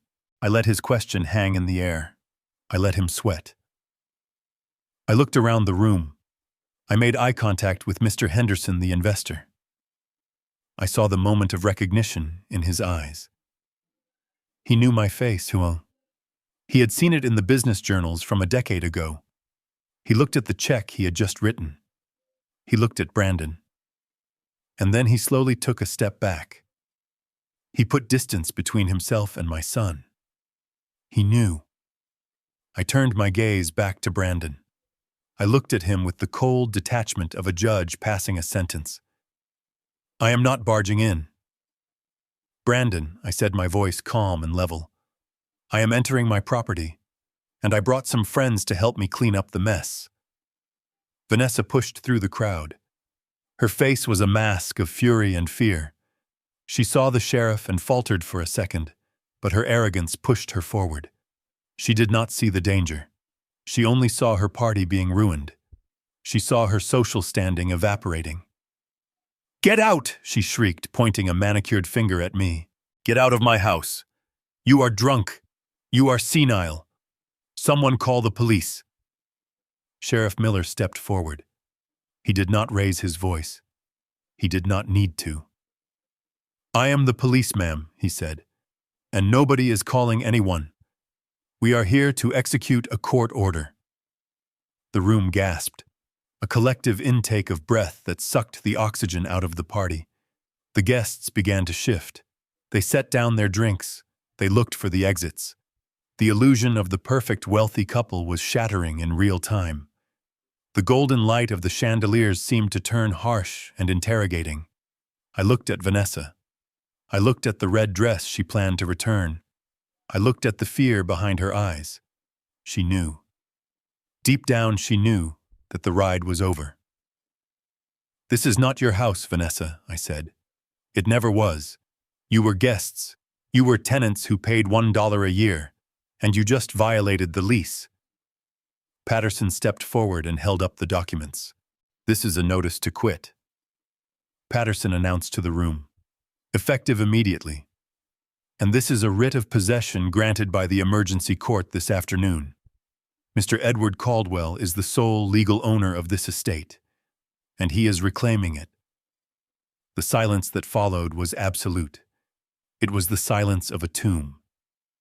Brandon dropped his glass. It shattered on the floor, spraying champagne over his shoes. He did not even notice. He stared at me with wide, terrified eyes. He realized that the man standing in front of him was not the father he had exploited. I was the landlord, and rent was due. Vanessa lunged forward, her face twisted into a mask of pure, unadulterated fury that threatened to crack her heavy makeup. She planted herself between me and her guests, spreading her arms wide as if she could physically block the truth from reaching them. Her voice rose to a shriek that bounced off the high ceilings and made the crystal chandelier tremble. "You have no right to be here," she screamed, pointing a shaking finger at my chest. "This is my home. My name is on the mailbox. My things are in the closet. You are trespassing, Edward. You are a senile old man who is confused and jealous of his son's success. Officer, remove him. Remove him right now, or I will sue this entire county for harassment." She turned to the crowd, seeking allies, seeking anyone who would validate her delusion. "Can you believe this?" she pleaded with the room at large. "He is trying to ruin our reputation because he is lonely. He is sick. He needs a doctor, not a lawyer." The guests did not step forward. They stepped back. They watched with the morbid curiosity of people witnessing a public execution. Vanessa was not rallying them. She was terrifying them. She looked unhinged. She looked guilty. I did not raise my voice. I did not need to. I looked past her to my son. Brandon was still frozen, his hand clutching the empty air where his champagne glass had been. He was pale. He was sweating. He knew the truth, but he was praying that if he stayed silent, maybe the nightmare would end. "Tell her, Brandon," I said calmly. "Tell your wife who signed the checks for the down payment. Tell her whose name is on the title deed stored in the county records." Brandon opened his mouth, but no sound came out. He looked like a fish gasping on a dock. Vanessa spun around to face him. Her eyes were wild. "Tell him, Brandon. Tell him to get out. Show him the papers. Show him we own this place." Brandon looked at the floor. He could not meet her eyes. He could not meet mine. "He cannot show you those papers, Vanessa," I said, stepping closer. "Because they do not exist." Arthur Patterson stepped into the center of the room. He cleared his throat. The sound was dry and commanded instant attention. He opened the leather binder he had been holding. He did not look at Vanessa. He looked at the investors scattered around the room. He looked at Mr. Henderson, who was still clutching the check in his pocket. "Ladies and gentlemen," Patterson began, his voice projecting with the practiced cadence of a courtroom veteran. "There seems to be a significant misunderstanding regarding the ownership of this estate. Let us clarify the record." He pulled a document from the binder. It was blue-backed and stamped with the official seal of the Cook County Recorder of Deeds. "This is the deed to the property located at 42 Oak Lane," Patterson said, holding it up. "It lists the sole owner as Caldwell Real Estate Holdings, LLC. He turned the page. "And this is the operating agreement for Caldwell Real Estate Holdings, LLC. It lists the sole member and managing partner as Mr. Edward Caldwell." Vanessa laughed. It was a brittle, hysterical sound. "So what?" she spat. "That is just a technicality for taxes. Brandon explained it to me. It is a family trust. It belongs to us." Patterson shook his head slowly. He pulled another document from the stack. This one was thinner. It looked simple. It was the document that was about to hang my son. "This is not a trust document," Patterson corrected her. "This is a residential lease agreement, dated 5 years ago, signed by Brandon Caldwell as tenant and Edward Caldwell as landlord." He walked over to a table and laid the document down. He pointed to a paragraph at the bottom of the first page. "Let me read the terms for everyone so there is no confusion," Patterson said. "The tenant agrees to pay a yearly rent of $1. The tenant acknowledges that he has no equity interest in the property. The lease is at will and may be terminated by the landlord at any time with proper notice or immediately upon breach of contract." $1, Vanessa whispered. The fight was draining out of her. She looked at Brandon with horror. "You pay $1. Brandon flinched. "Dad set it up that way," he mumbled. "It was for tax purposes, Vanessa. He said it was smart." "It was smart for me," I interjected. "It protected my asset from people like you." Patterson flipped to the final page of the lease. Clause 14, Section B, Patterson read aloud. "Conduct detrimental to landlord. The landlord reserves the right to terminate this lease immediately and without cure, period, if the tenant engages in conduct that threatens the safety, reputation, or legal standing of the landlord." He looked up. His eyes were hard behind his wire-rimmed glasses. "2 days ago, Mr. Brandon Caldwell left a voicemail for his father, threatening to file a fraudulent petition for guardianship. He threatened to use the police and the courts to strip Mr. Edward Caldwell of his legal rights based on false claims of dementia." The room gasped. This was not just a financial dispute anymore. This was a betrayal of the highest order. "That constitutes detrimental conduct," Patterson stated, closing the binder with a final snap. "It is a hostile act. It violates the spirit and the letter of the lease. Therefore, the lease is terminated, effective immediately." Vanessa looked at the sheriff. She looked for a lifeline. "But you cannot just kick us out," she stammered. "It is winter. We have rights. We have a child." Sheriff Miller stepped forward. His hand rested on his belt. He was not smiling. "Actually, ma'am, you do not have rights here anymore," he said, his voice deep and rumbling. "You are now classified as squatters. And since Mr. Caldwell has obtained an emergency writ of possession from a judge this afternoon, you are trespassing." He pulled a folded piece of paper from his pocket and handed it to Brandon. Brandon took it with trembling hands. "This is the eviction order," the sheriff said. "It gives you 1 hour to gather essential personal items. Medicine, basic clothing, toiletries. Anything else stays. The furniture stays. The electronics stay. The artwork stays. If you try to remove assets belonging to the landlord, you will be arrested for theft." 1 hour, Vanessa shrieked. "But my clothes, my jewelry." "Your jewelry," I cut in. "The jewelry you bought with my credit card." "That is evidence, Vanessa. It stays." I looked around the room at the guests. They were paralyzed. They were watching the dissection of a social climbing fraud, and they could not look away. And there is one more thing, the sheriff added.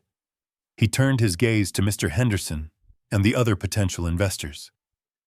My office has received credible reports that this address has been used to conduct wire fraud and unlicensed gambling operations. We have evidence that funds solicited for business investments were diverted to offshore betting accounts. Henderson's face went gray. He pulled the check from his pocket. He stared at it as if it were contaminated. Gambling, he whispered.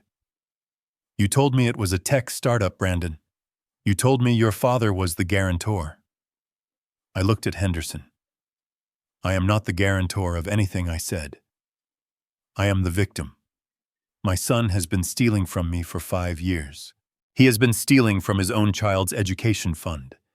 If you give him that money, you are not investing. You are throwing it into a fire. Henderson tore the check in half.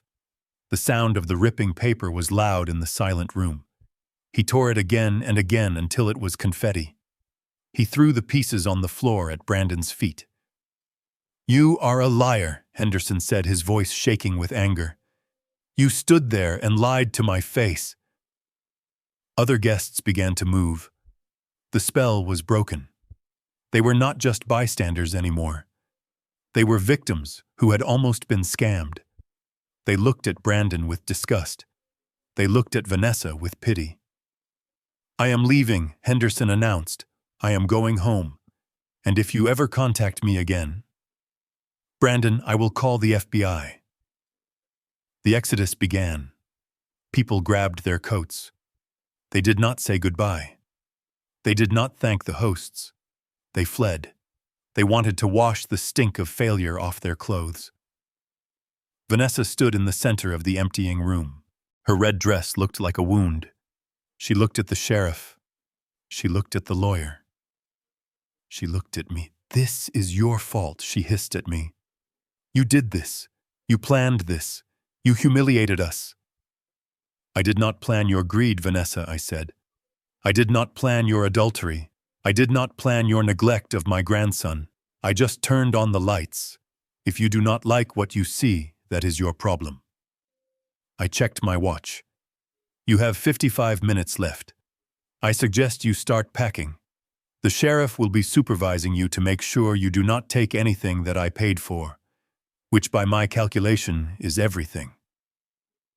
Vanessa looked at Brandon. She waited for him to fight. She waited for him to be the man he pretended to be. But Brandon was broken. He was staring at the torn pieces of the check on the floor.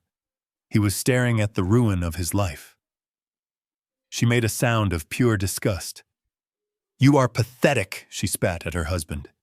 You are useless. She turned and ran up the stairs, her heels clacking on the wood. Brandon did not move. He stood alone in the center of the ballroom, surrounded by half-eaten food and empty glasses. The party was over. The guests were gone, and the landlord was waiting. My son tried to tell the guests that I was confused. He tried to tell them that I was having an episode. He looked at Mr. Henderson, who was halfway out the door, and begged him to wait. He said I was making it all up. He looked at me with eyes that pleaded for me to play the villain so he could remain the victim. I walked to the buffet table. It was piled high with imported cheeses and seafood. I looked at the waste. I looked at the lies. With one sudden motion, I swept a silver tray of oysters onto the marble floor. The crash was deafening. It stopped everyone in their tracks. Henderson turned back. Vanessa froze on the bottom step of the staircase. Brandon flinched as if I had struck him. I am not confused, Brandon, I said. My voice was steady. It was the voice of a man reading a death sentence. I am the most lucid person in this room. I reached out to Detective Griffin. He handed me the thick manila envelope. I undid the string. I did not hand the photos to my son. I threw them. I threw them onto the white tablecloth amidst the wreckage of the feast. They fanned out like a deck of playing cards. Glossy high-definition prints that captured every lie in Technicolor. Look, I commanded. Look at your life. The first photos showed Vanessa. They showed her outside the Peninsula Hotel. They showed her kissing the personal trainer. They showed her hand on his chest. They showed them entering the elevator. The guests nearest the table gasped. They leaned in. They could not help themselves. Vanessa stood on the stairs. Her face went from pale to ghostly white. She saw herself. She saw her secret laid out next to the shrimp cocktail. I paid for the hotel, Vanessa, I said. My voice cut through the room. I paid for the champagne you drank with him. I paid for the watch you bought him. You told my son you were at a wellness retreat. You told me you needed money for your mental health. I pointed at the photos. That is your wellness. A 24-year-old model you bought with my retirement savings. Brandon stared at the photos. He picked one up. His hand shook so badly the paper vibrated. He looked at his wife. He looked at the photo. The betrayal was absolute. Vanessa, he whispered. You said you were at the spa. She did not answer. She could not answer.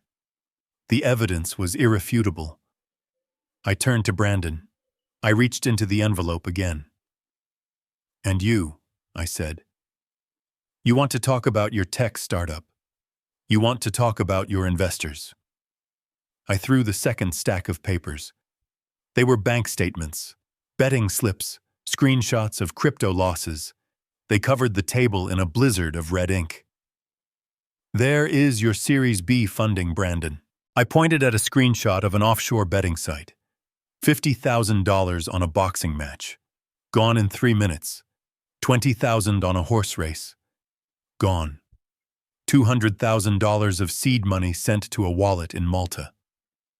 I looked at Henderson. He did not invest in technology, Mr. Henderson. He invested in high-stakes poker and Ethereum leverage. He lost it all. He lost the money I gave him. He lost the money you gave him. And the worst part is, he lost the money that belonged to his son. I pulled out the final document, the report card, the tuition theft. He stole his own son's tuition, I said. My voice dropped to a growl. He sent my grandson to a failing school so he could play roulette online.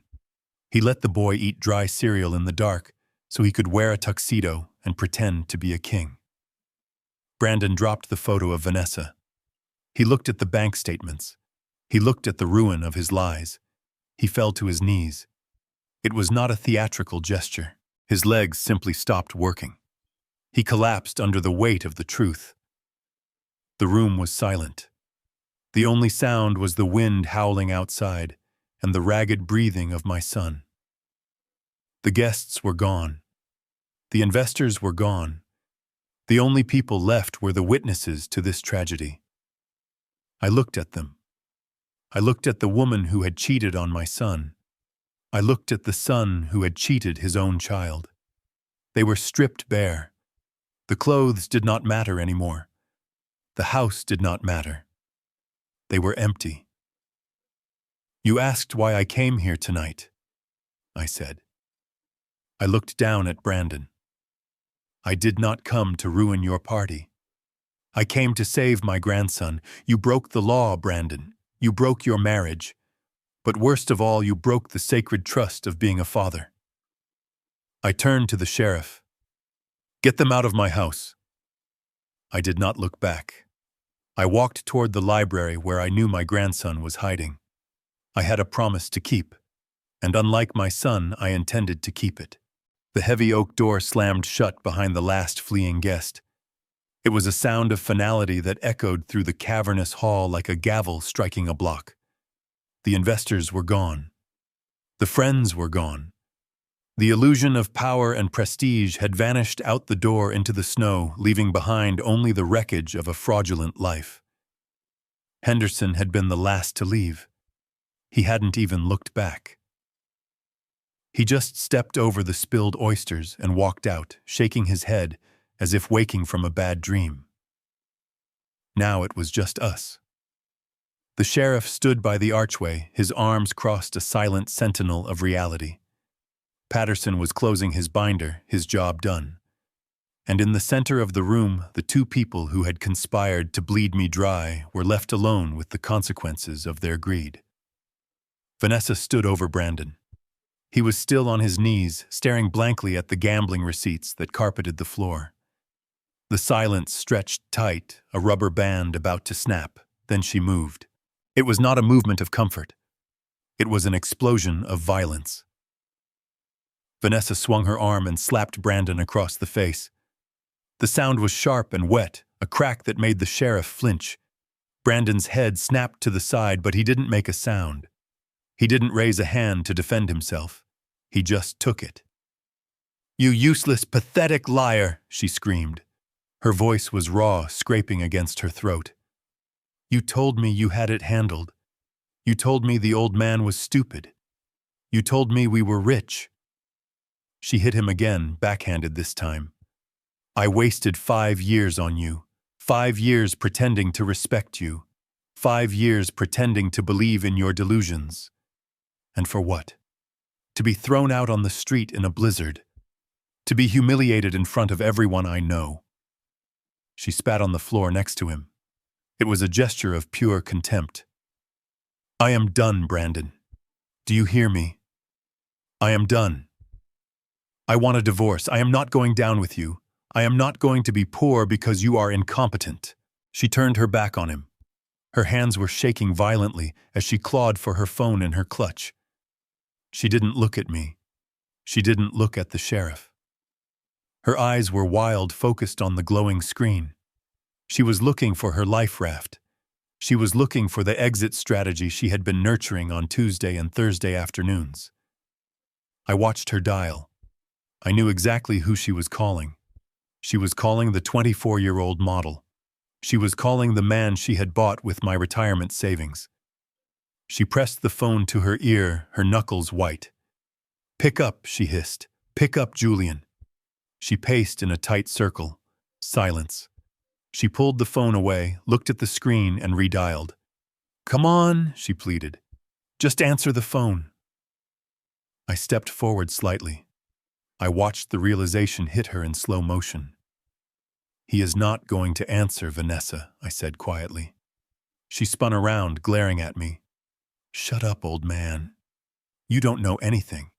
He loves me." "He loved the credit card, Vanessa," I corrected her. "He loved the Rolex. He loved the hotel suites." She looked back at her phone. She opened her text messages. Her thumb flew across the screen, sending a desperate plea. Then she froze. Her face went from red to a ghostly pale gray. "It says not delivered," she whispered. Her voice trembled. "It says user not found." I nodded. "I canceled the card 3 hours ago, Vanessa. He probably tried to buy a drink or book a ride, and it was declined. He realized the money was gone. And people like him, Vanessa, people like you, they don't stick around when the check bounces. He blocked you." She stared at the phone as if it had turned into a snake. The truth sank in. There was no white knight coming. There was no lover waiting to whisk her away. She was not a pampered socialite with a side piece. She was a middle-aged woman with no job, no money, no husband, and now no lover. She had been discarded just as easily as she had planned to discard me. She let out a sound that was half scream, half sob. She threw the phone. It skittered across the marble floor and cracked against the base of a pillar. She looked at Brandon huddled on the floor. She looked at me standing tall in my suit. She realized she was alone, completely and utterly alone. She didn't say another word. She turned and ran. She ran for the door, her heels clacking unevenly on the stone. She didn't grab a coat. She ran out into the freezing night in her red dress, chasing a future that had already disappeared. The door swung shut behind her, leaving a swirl of snow on the threshold. The alliance was broken. The parasites had turned on each other and scattered. Now there was only one left. The silence that followed Vanessa's departure was heavier than the blizzard outside. It settled over the ballroom like a suffocating blanket. Brandon was still on his knees amidst the ruin of his gala. He looked at the closed door where his wife had vanished. He looked at the pile of gambling receipts that proved his crimes. He looked at the sheriff who was unhooking a pair of handcuffs from his belt. Then he looked at me. For the first time in 5 years, he did not look at me with calculation. He did not look at me to see how much he could extract. He looked at me with the raw, terrified eyes of a child who has woken up in a room where the walls are closing in. The arrogance was gone. The swagger of the tech CEO was gone.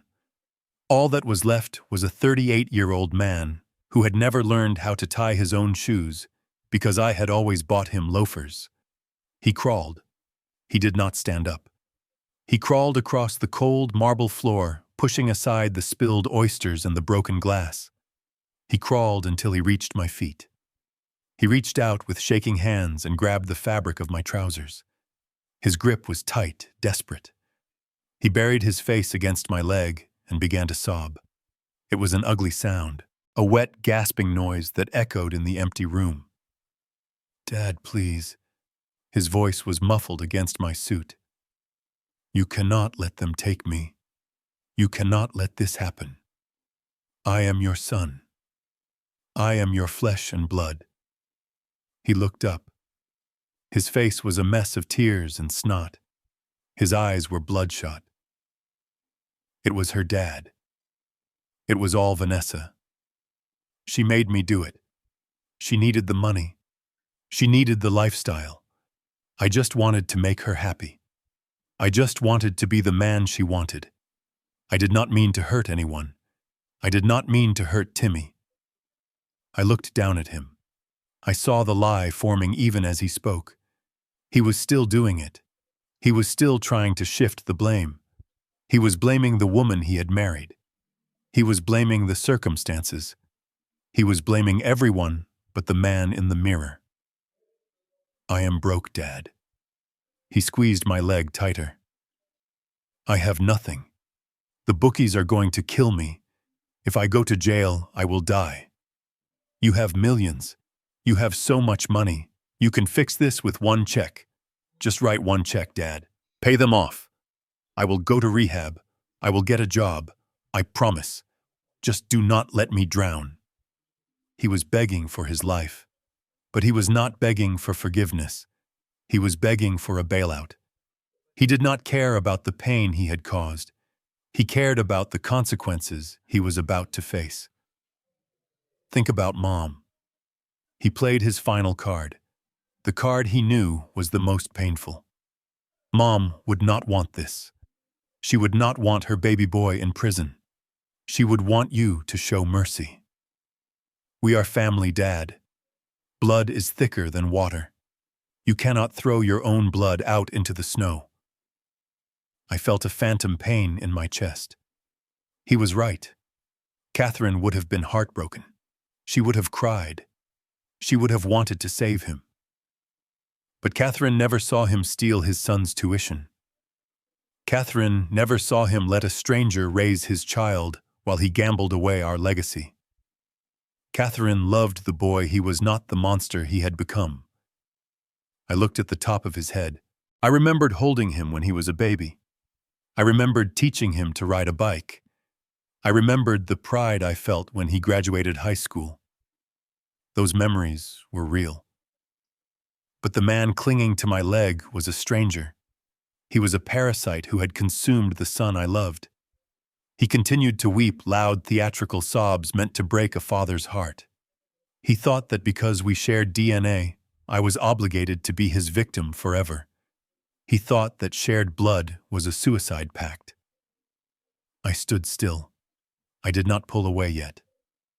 I let him cry. I let him beg. I let him expend the last of his dignity on the floor of the house he never owned. I needed to see this. I needed to see him hit rock bottom so I could be sure there was nothing left to save. I looked down at the weeping man clinging to my trousers. He was 38 years old, but in that moment he was 5 years old again, throwing a tantrum, because he couldn't have a second ice cream cone. The difference was that this tantrum had cost hundreds of thousands of dollars and damaged a child's life. I reached down and firmly peeled his fingers from my leg. His grip was weak, sweaty. I took a step back, putting distance between us. The physical separation felt like cutting an umbilical cord that should have been severed decades ago. "Get up, Brandon," I said. My voice was not loud, but it cut through his sobbing. "Stand up!" He looked up at me, confused by the lack of comfort. He wiped his nose on the sleeve of his ruined tuxedo. He slowly got to his feet, swaying slightly. He looked small. He looked broken. "Dad," he whispered, a flicker of hope in his eyes. "You'll help me." I looked him in the eye. I didn't blink. "No," I said. The word hung in the air, absolute and final. "I am not going to help you, Brandon. I am done helping you. Because every time I helped you, I was hurting you. I was teaching you that actions don't have consequences. I was teaching you that you could set fires and someone else would always come with a bucket of water." I pointed to the pile of gambling receipts on the floor. "You did this. You made these choices. You chose to steal. You chose to lie. You chose to neglect your son." "But I'm your son, he cried, the entitlement flaring up one last time. "Yes," I said. "And that is why I have to do this. Because a father who lets his son become a monster is not a father. He is an enabler. I failed you, Brandon. I failed you by making your life too easy. I failed you by letting you think you were owed the world." I stepped closer, my voice dropping to a whisper that only he could hear. "I am not punishing you because I hate you. I am punishing you because it is the only way to save you. You need to hit the bottom, Brandon. You need to feel the concrete. You need to know what it feels like to have nothing but your own two hands to pull yourself up. That is how I built my life, and now it is time for you to start building yours." "But prison," he whimpered. "Prison is just a room," I said. "You've been in a prison of your own making for 5 years. At least in this one you won't be able to hurt anyone else." I turned to Sheriff Miller. I nodded once. "Sheriff, please remove the trespasser." The sheriff stepped forward. The handcuffs clicked. The sound was mechanical, cold, and necessary. Brandon didn't fight. He slumped, defeated. As they led him away, he looked back at me one last time. His eyes were empty. The arrogance was gone. The hope was gone. All that was left was fear. And maybe, just maybe, the beginning of understanding. I watched them walk him out the front door, past the ice sculpture that was now just a puddle of water, past the grand staircase he had never paid for. The door closed. He was gone. I stood alone in the silence of the empty house. It was over. The cancer was cut out. The wound would bleed for a long time, but the healing could finally begin. I turned and walked toward the library.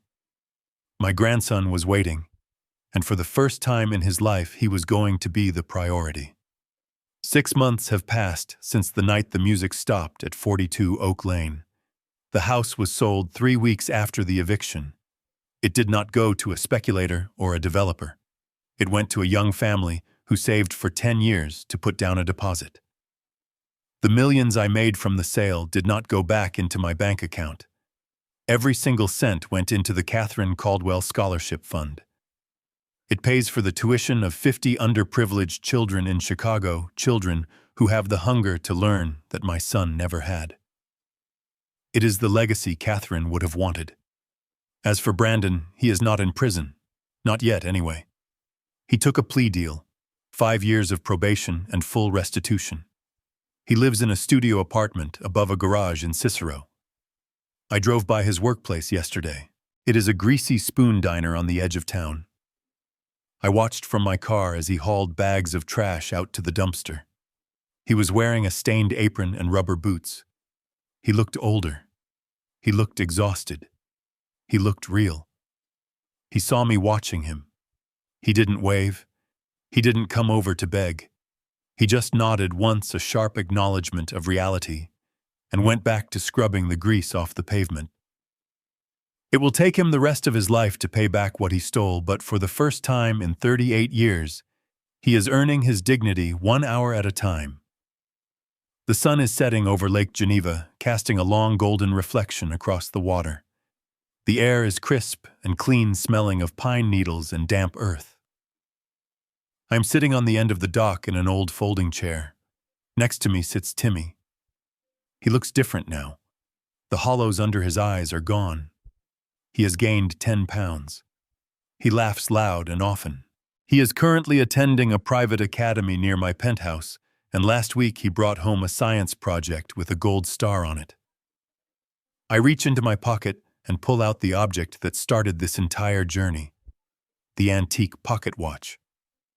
I polished the brass until it shines like a mirror. Timmy, look here. I hand him the heavy metal disc. He takes it carefully, treating it with a reverence his father never possessed. He pops the latch and watches the intricate gears spin.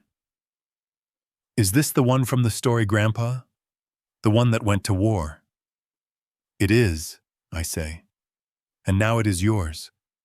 It reminds us that time is the most valuable thing we have. You cannot buy more of it, and you should never waste it on people who do not value you. He smiles at me. It is a genuine smile, one that reaches his eyes. It is his grandmother's smile. I feel a lump in my throat. I lost a son that night in the snow. It is a scar that will ache every Christmas for the rest of my life. But as I watch my grandson cast his fishing line into the water, strong and safe and loved, I know I made the right trade.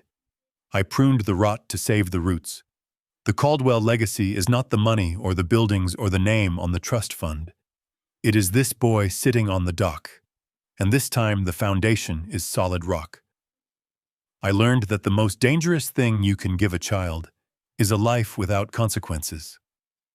For years, I thought my money was a shield for my family, but in Brandon's hands, it became a weapon that almost destroyed my grandson. True legacy isn't the numbers in a bank account or the name on a building. It's the values you instill in the next generation. Sometimes you have to let the people you love fall so they can finally learn how to stand up on their own. It was the hardest thing I ever did, but saving Timmy was worth every tear. If you agree that family is defined by loyalty and not just blood, hit the like button and subscribe to see more justice served.